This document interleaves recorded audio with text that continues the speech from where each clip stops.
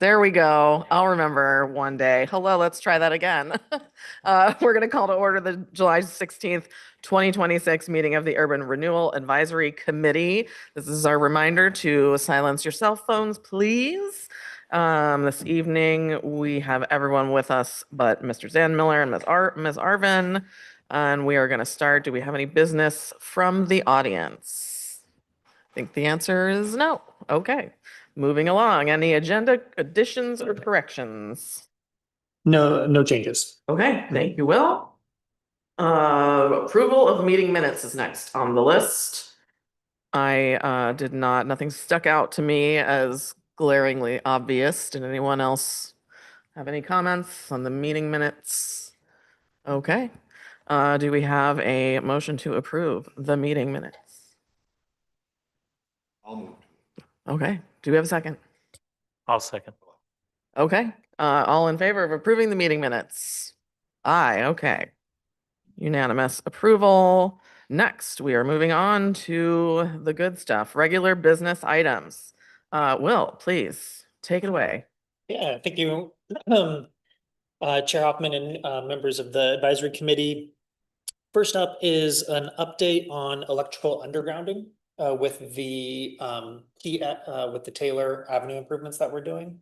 So the goal is to underground all the overhead utilities in the Heights. That's been a goal going all the way back to the 2011 adoption of the Heights district. So that's something that we did in downtown Hood River. I just wanted to share kind of a before and after photo, just how much it really cleans up the look and makes district looks so much nicer if you can get all the overhead utilities down. So that's before and after for downtown Hood River. So the idea is to give that same treatment to the Heights. As we were getting into that part of the analysis for the design for the Taylor Avenue improvements, though, found that it's not going to be feasible to underground what's in the alley, at least at this point. And I'm going to pull up a map real quick. Let's see.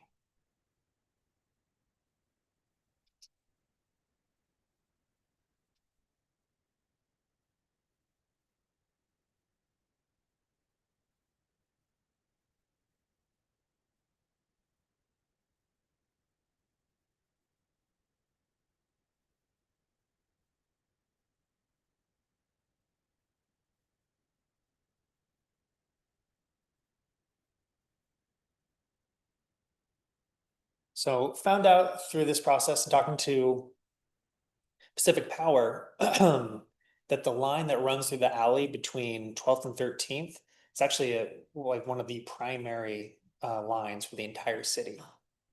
So if to underground it, one, we'd have to de-energize a good proportion of the city. But also because there's so much power running through there, there's transformers that are located on the poles that would need to be then ground mounted and would require property. And so the person at Pacific Power said, if I wanted an example of what that looks like, it's over by Walmart.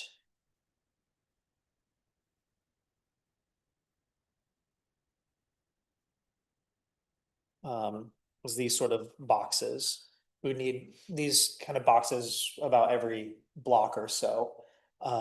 And so for the reason that it's going to be very costly, and also we would need to engage in a lot of property acquisition in order to facilitate these boxes. We're deciding to not underground the alleyway lines at this time, at least. We can revisit that later, but just keeping in mind our ADA curb ramp responsibility deadline with ODOT just doesn't fit into the schedule to incorporate such sort of involved undergrounding work at this time.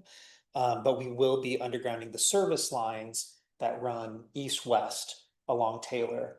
And the idea is to go 1 or 2 poles to the, so like underground to 13th and then go an additional 1 or 2 poles after that. So that doesn't, you don't really see the east-west lines, at least when you're in the district. So just wanted to make you all aware of that and explain the justification.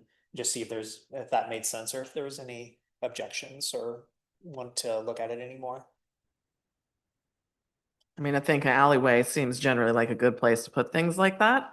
I mean, I occasionally walk or ride through there, but I can't imagine anyone would have an issue with this. Yeah, and I was trying to think of the corollary in downtown Hood River, and there are no alleys in downtown Hood River. And I will say one thing that has popped up every so often, and this is somewhat anecdotal, is some businesses, when they've tried to change their service in downtown, they've run into issues with it being undergrounded and it being more complicated.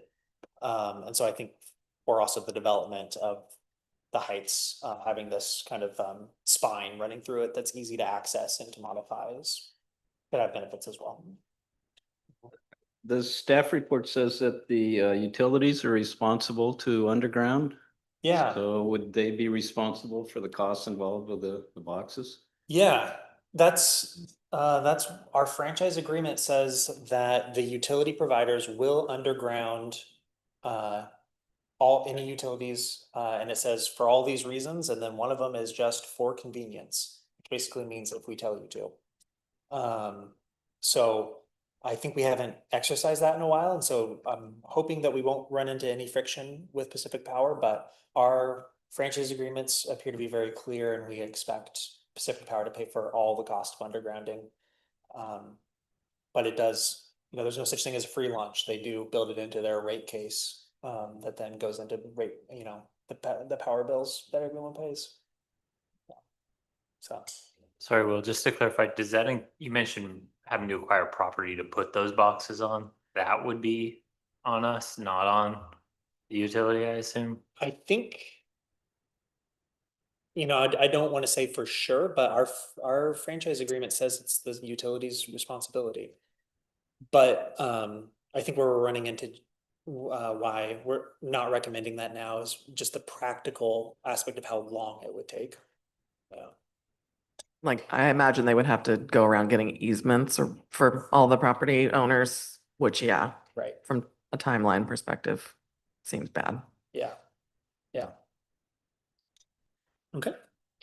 I'll move on to the MIG contract for right-of-way acquisition support, and I've got a little PowerPoint, another PowerPoint to help illustrate that.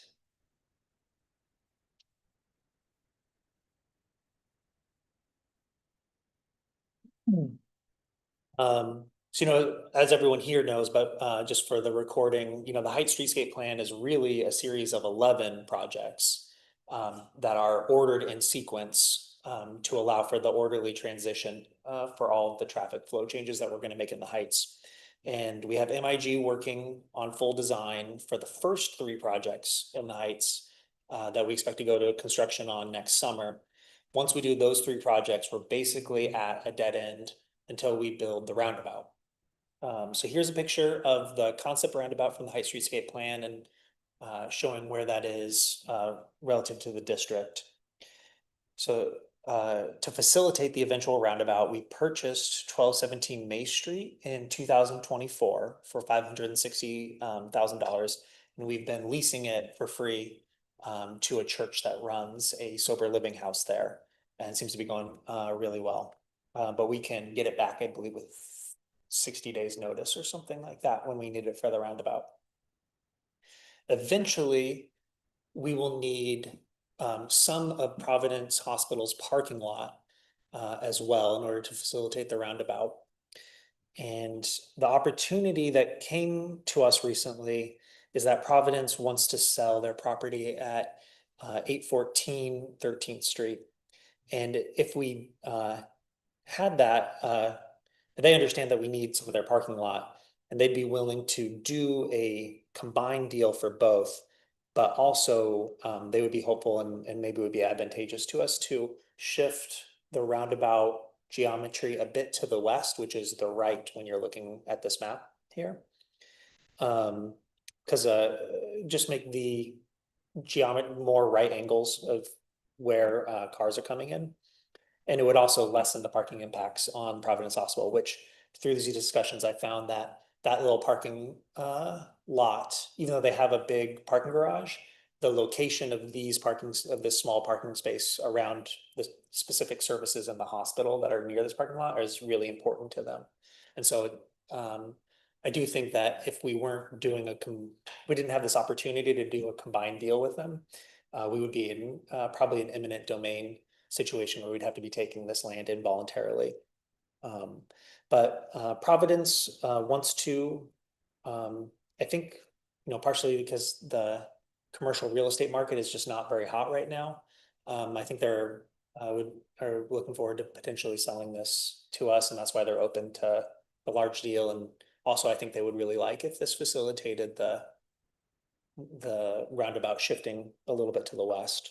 So, in order to fully explore this deal, we need to do some more engineering and survey work to define our right-of-way needs for the red triangle there. This is obviously a concept plan.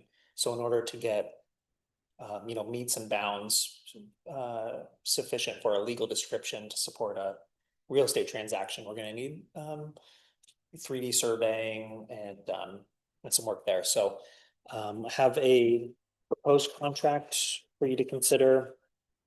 And so the whole contract's for about 43,000. But the first, have it in here. The first about 25,000 is for the engineering and survey work. And that's work we're gonna need to do sooner or later for the roundabout anyway. And then if we determine those right-of-way needs, and we can continue discussions with Providence, and they give us a reasonable offer for that right-of-way, then we also have an additional about $18,000 to help with the real estate transaction, structuring it. I don't know if this is going to be something like a purchase option agreement, or like maybe just a full fee simple ownership and then we lease back, or you can imagine a lot of complicated ways to structure this real estate deal, given that we probably won't build the roundabout in the next, at least 3 to 4 years. So, yeah, so really the question is just kind of, do we want to spend up to 43,000 to explore this more fully?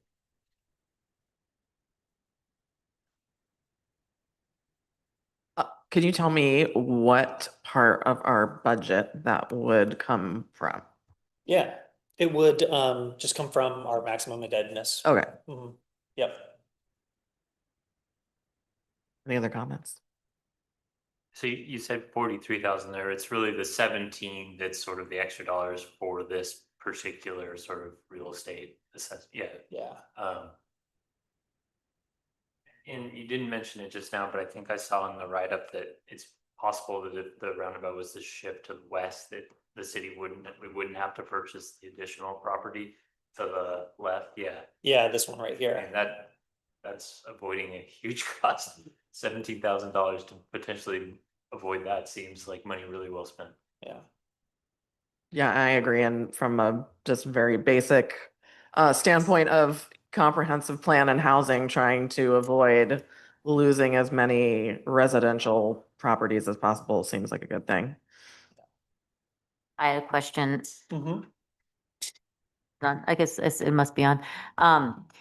That though comes with the cost of buying this corner property. Yes. And do you have, I may have missed it, I did read, but did we have a general estimate of the price of what that property might cost? Yeah, appraised There it value is. 520 to 600,000, and Providence said that they will want 600,000. Yeah. That's, I mean, when you consider the single family residential would probably be in that realm. So Mhm. it's a great trade-off. Yeah. And then the right-of-way acquisition will cost money too. Yeah. Yeah. But it sounds like it'll save us, or it'll be a good deal. Yeah. Good opportunity. Well, is this the property where it's the cantilevered sidewalk? Yeah, there could be some ancillary benefits to that capital project as well if we owned this property. We wouldn't have to pursue that. It's hard to, that's really a public works project that I'm not too up to date on, but I've asked the city engineer, and she didn't know exactly, but she thought probably would be helpful to own the, as we do remediation work to that sidewalk, it'd probably be helpful to own that and not have to be dealing with a private adjacent property owner. Wasn't too specific. My other question is, this does not include, this contract does or does not include exploring, shifting. Okay, this is just for the potential purchase of the property as is, Yeah, as this is that's in what I design. talked, yeah, I talked to Providence about that and I was saying, it might cost over $1 million to just do enough design work to figure out if we can move this to the west. Mhm. Like, it's gonna cost more than the property itself. And then, so where they got to was, well, they'll just sell us enough right away to accommodate the current geometry, as shown here. Mhm. And then to the extent that we can move it to the west later, all the better. Okay. Yeah.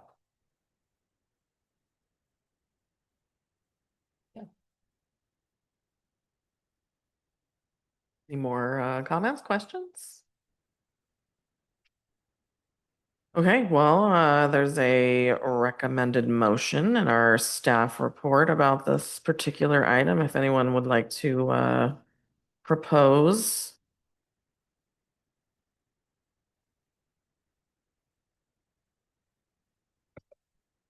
I move the Urban Renewal Advisory Committee support a $42,692 contract with MIG for engineering, survey, and real estate transaction support.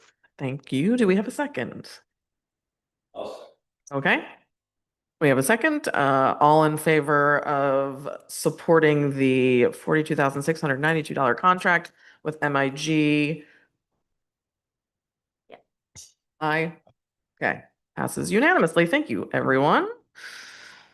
That is exciting. Let's see here. What next? Our urban renewal administrator update. Yeah, thanks. So just wanted to confirm the jurisdictional transfer has been fully finalized. The roadway is now the city's. That happened on July 1st at noon.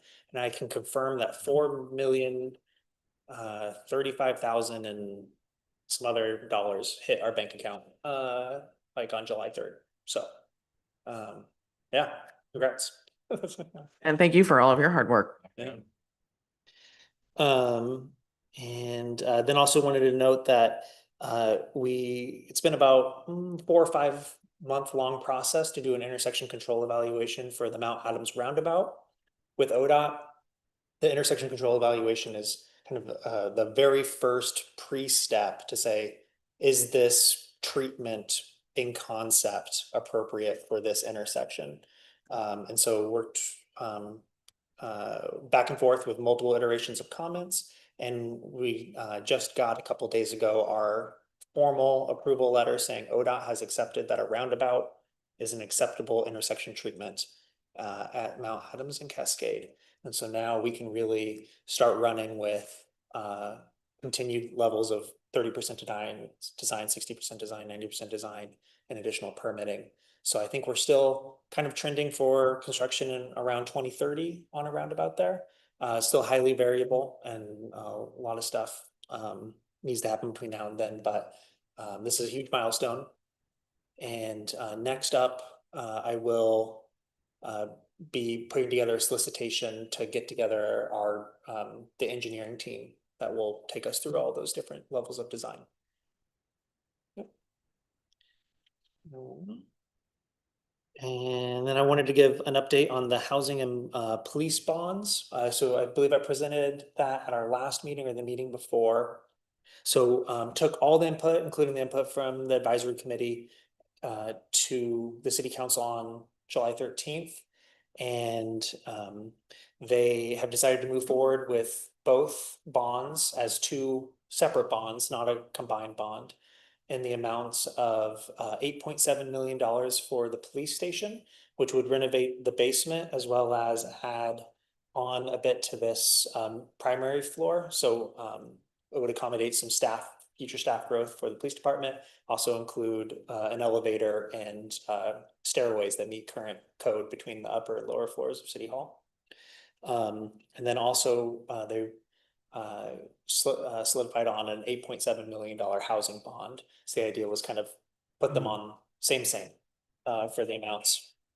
And also for the housing bond, another aspect of it that's required in the state constitution is we have to define what affordable housing means for the bond. And so what level of housing can bond proceeds be spent on? And so they set that at 120% of area median income. So this will be not only for kind of the more deeply affordable, but also for missing middle, that donut hole that doesn't, where there's very, very few and far between any sort of help for building that middle rung. So that's what we have direction to draft up into ballot titles, and we expect to bring all the final election documents to city council at their July 27th meeting.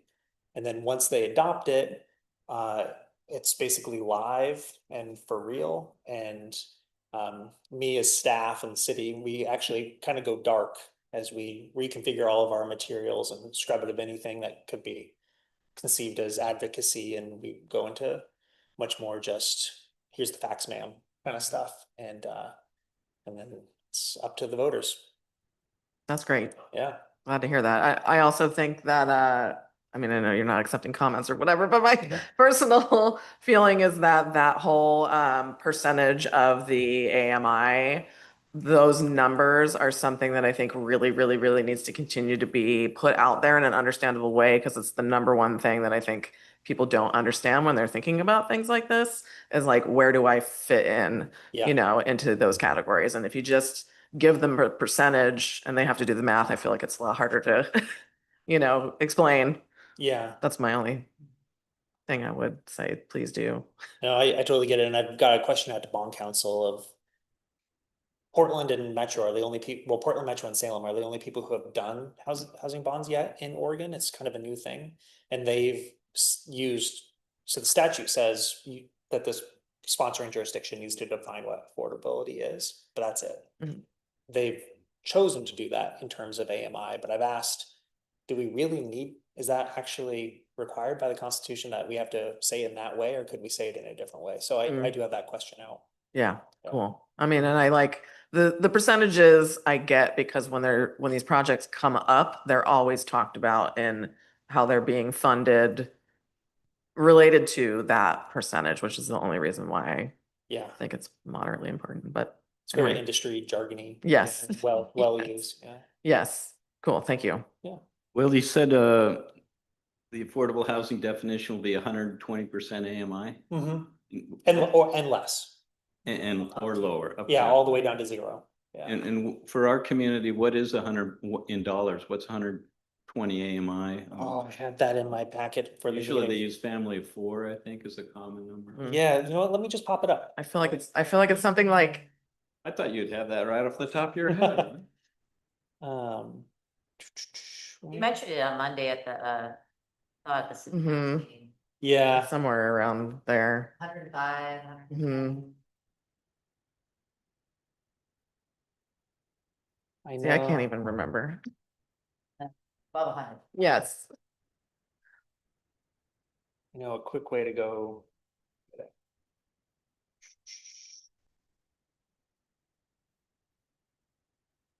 Google search says it's 128 for 4 people. Does that sound right?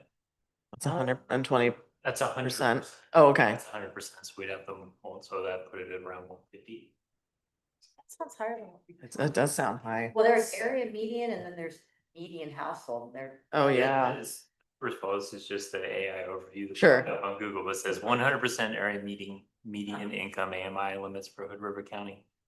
For, Your size of your household, 100% is 123. Oh, this is, That'd be higher than I thought it would be though. yeah. yeah. This is from the Oregon, Oregon Housing and Community Services website. All right. Hmm. Yeah. And well, my other question is, has there been an analysis on potential impact to the citizens or taxpayers or? Me and Tina have emailed about this quite a bit. And Let's, Nancy. uh-huh.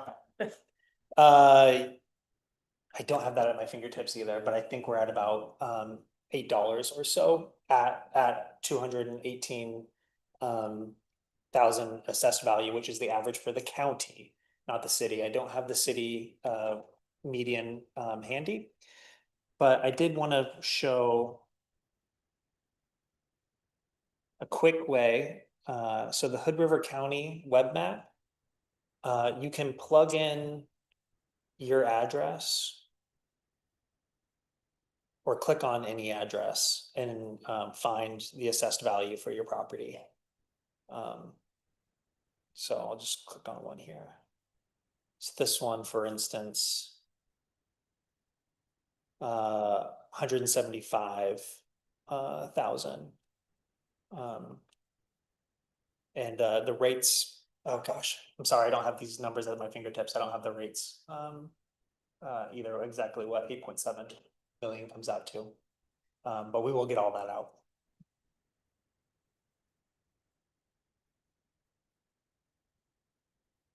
Okay, moving on to Heights streetscape lighting. Yes, okay, thank you. So we're working on the lighting analysis section of the designs for the Heights streetscape, which includes intersection lighting, but as well as pedestrian scale lighting. And we are, I'm gonna get another map going.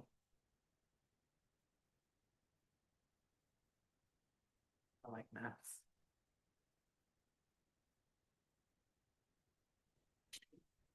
Same. Oops.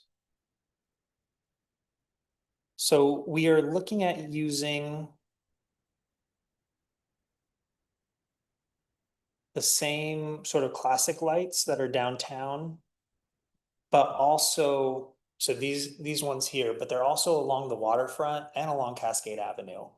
And so using the same ones will mean when we buy these replacement bulbs in bulk, or when we have a contractor come out to repaint them, they're all uniform and use the same stuff. And I have a map of where all the current classic lights are. So here's the locations of our current classic lights along Cascade Avenue in downtown. And then in the waterfront. And so I know a big piece of the Heights streetscape plan was creating a unique identity for the Heights. So I just wanted to touch base with the advisory council on this if they want me to look in a different direction. I think we'll need to add some budget to explore other lighting options. And then there will also be just ongoing costs of having dissimilar pedestrian scale lighting in the Heights versus the rest of the city to consider. And so I just wanted to take a pulse check here of, is everyone okay with the classic lights in the Heights? And then we'll put those along Taylor in this case, but then in the future, they'd be along 12th, probably along A Street, where all the kind of the pedestrian routes are. Or do you want us to spend some time? So are you okay with this path, or do you want us to spend some time looking at alternatives? This path makes sense for lighting. I don't know. The Heights had was there a concept as far as being different? Not That lighting. really came up. Yeah, I'll show you. It's not like Jetsons. Pull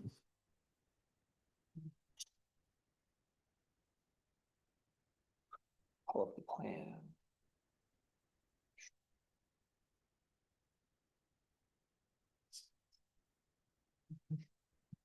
It'd be very shiny.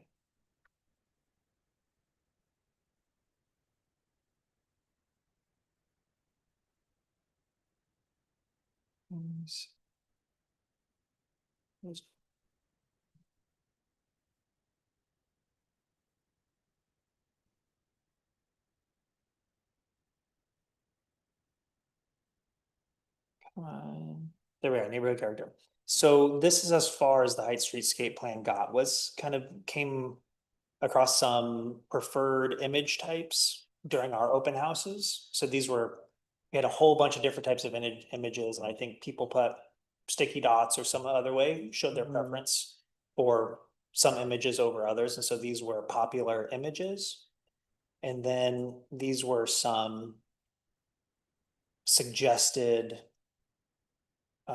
street amenity, I don't know what to call them, things. But furniture. Furniture. But it didn't get into lighting. We never hit lighting exactly. Mm. I was gonna say, there are ways you can make character, I think we have limited funding and I think there are ways that we can add character that's unique with other street furniture and, different things. So on this example of like street furniture. So on this image of street furniture, was a direction gonna be made later and these are suggestions, or was there already a determination whether they're thinking contemporary classic or Yeah, color? yeah, it was sort of contemporary classic. I think, it doesn't get into it much, maybe as much as we should have. This page already has light pole in it, the bottom row, second from the right. With the American flag. Oh, yeah, that does look like ours. Yep, looks pretty good. I'll just add, I agree with you. I think there'll be a lot of other opportunities beyond lighting, and this makes too much sense. And if it had just been like, if the other parts of town had unique lighting, okay, then maybe the height should too, but they don't. So I don't think it makes sense to prioritize the time and money on unique lighting. And I also agree with Tina's comments. I think there's other ways to have a unique identity for the Heights, but also I like the way of still having some consistency and connection to the other parts of the city as well. There's a balance there.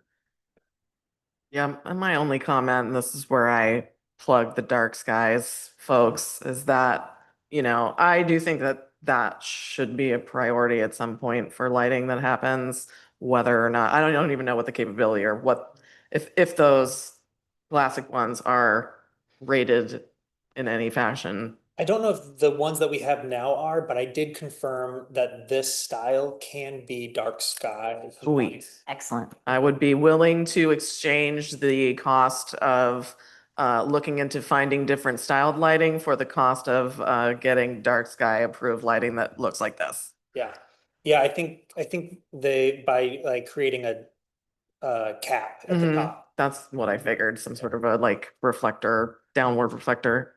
Awesome, great. Well, then I'm satisfied. Excellent. Okay, great. We'll keep moving forward then. And those are all my updates. Okay. Wow. All right, well, then we are on to section 7, items from members. Does anyone have anything they would like to talk about today? Okay. Yeah, Jeff, go ahead. Well, I may have asked you this a while ago, but at my age, I can forget a few things. I think it's all right. Rand Street, what's the connection for the new housing development to get to the school? Well, I guess first of all, are they going to go to West Side or May? And regardless, how are they going to get across Rand? And once they get across Rand, how do they get up to May? I guess that's the bigger issue. You can cross Rand and then go down to Cascade. There's a sidewalk there already. Mhm. That little gap, there's a little gap. I think this came up with the planning commission as well, that it was like, ideally in the future, we'll be able to put in a more comprehensive crosswalk, I think. But yeah, at this point in time, because there's not really a full sidewalk on the other side. Walk along that little grass path. Oh, yeah. Side. It's, good. I think it's in the things that are on the list of important stuff that needs to be considered with every future improvements.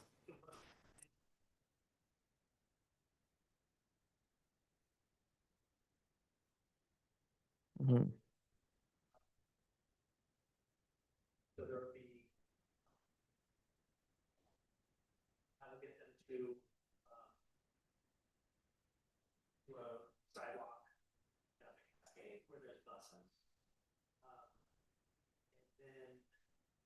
also, to the west side.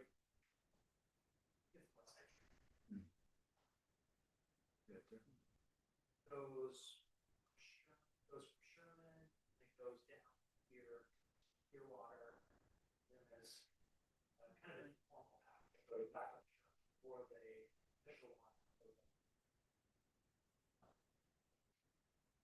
Now, problem is, yeah. In Sherman. But eventually.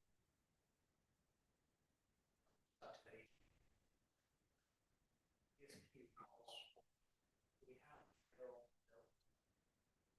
west side trail. Here. Missing piece. HOA whatever allowance.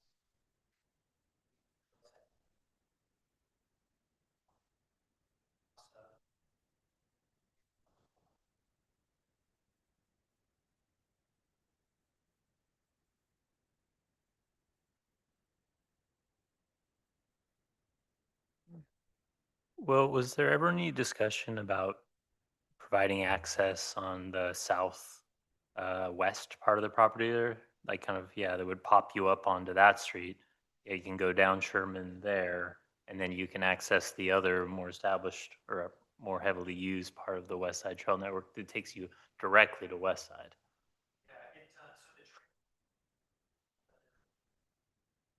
It will provide access right there? No? Okay.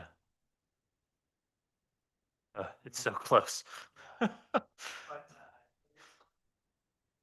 Yeah.